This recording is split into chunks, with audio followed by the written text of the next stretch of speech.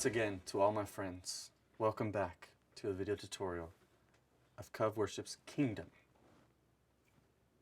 Today we're going to learn how to play Let the Name of Jesus Reign. For short, we call it just Jesus Reign because it's 2 words and that's a lot easier. It starts off with this intro. Sounds a little something like this.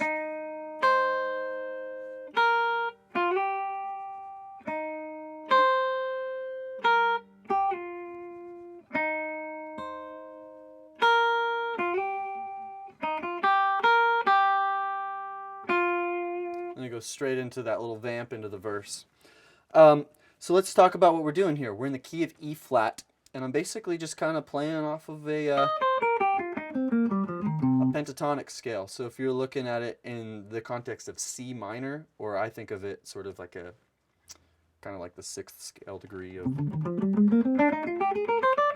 of E flat, we're going to start with our 3rd finger on the 3rd string on the 8th fret, and then we're going to lay our pinky on the 1st string, 8th fret, and then we're going to go back 2 frets from the 1st string onto the 6th fret with our 1st string, and then we slide up from on the 2nd string from the 6th fret to the 8th fret, and then we start off that first part, and then we just go backwards. So it's then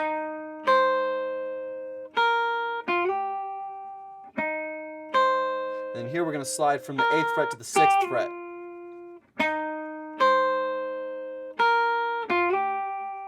Same thing as the first time. And then now we're just going to follow that little melody. Let the name of Jesus. So here's where we kind of shift into another sort of scale position.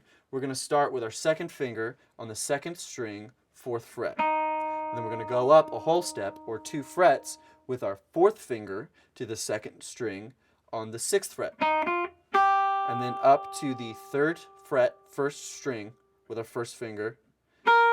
Up to the 6th fret, 1st string, with our 4th finger.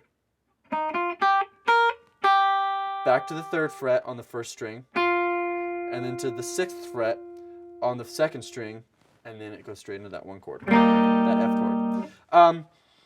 One of the tricks that I do when I'm playing this song, I kind of sit in this little scale mode.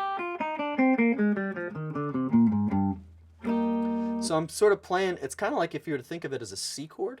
So there's C, and then just bring it up. Now it's E flat. You see how I did that? So I just kind of turn it into a bar chord. So really all you're doing on that vamp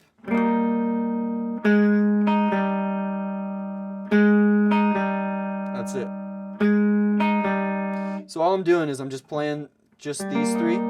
So my 3rd finger is on the 4th string, 5th fret. My 1st finger is on the 3rd string, 3rd fret. And my 2nd finger is on the 2nd string, 4th fret. And then all I do is just add my pinky on the 4th string up to the 6th fret.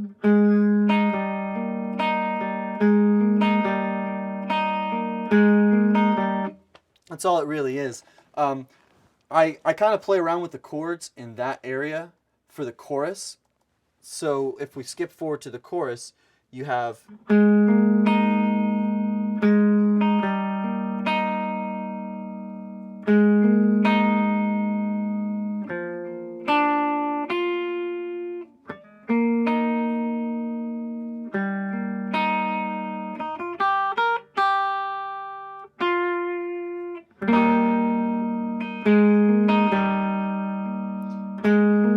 so all I'm doing there is I'm just kind of doing that. It becomes the 4 chord, but you can almost kind of think of it as a E flat suspended. Really what it is an A flat chord with kind of some special sauce in there. So it goes 4, A flat to E flat, and then I just flatten out my finger here on the 3rd fret, and I put my pinky on the 2nd string, 6th fret, and then back to the same thing, and then that little melody. That's all there is for that section. So that's pretty much the whole song. There's also a little line in the bridge. We'll get to that in a moment. But let's go ahead and talk about what I'm doing with the tone. This one starts off with, just like every other song, a little bit of overdrive, a little bit of delay, quite a bit of reverb. I'm actually using a modulated dotted eighth delay in this case, and I'm using a room type reverb with quite a bit of decay and mix. So it kind of sounds a little bit like this. There's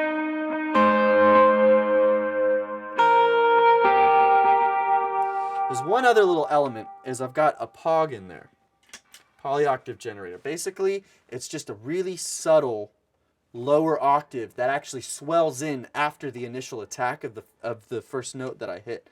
So let's see if we can kind of, you hear how that lower octave kind of sneaks in there?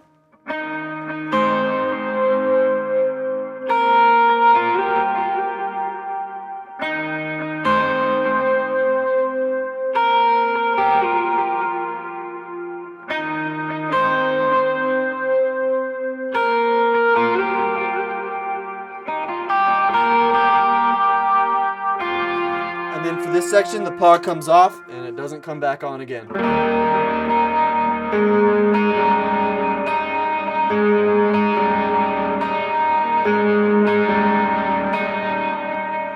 That's pretty much it. The tone stays the same, just kind of lay back. This is a really chill, kind of hymn-like song. So there's one last little thing.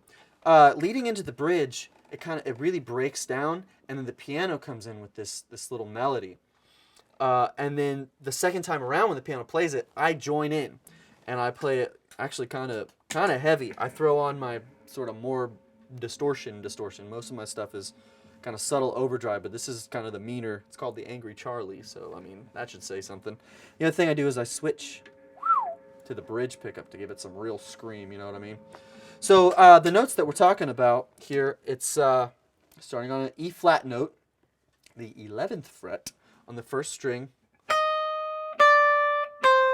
walking down the scale. So it's on the same string, the high E string. You go 11, 10, 8. And then you walk back. So those three notes were 11, 13, 15. And then it's 15, 16, 15, 16, 15, back to 13. So all together.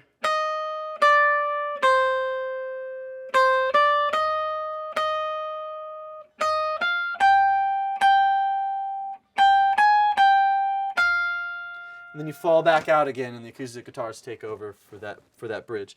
So here's what it sounds like all together with the reverb and the delay and the bridge pickup.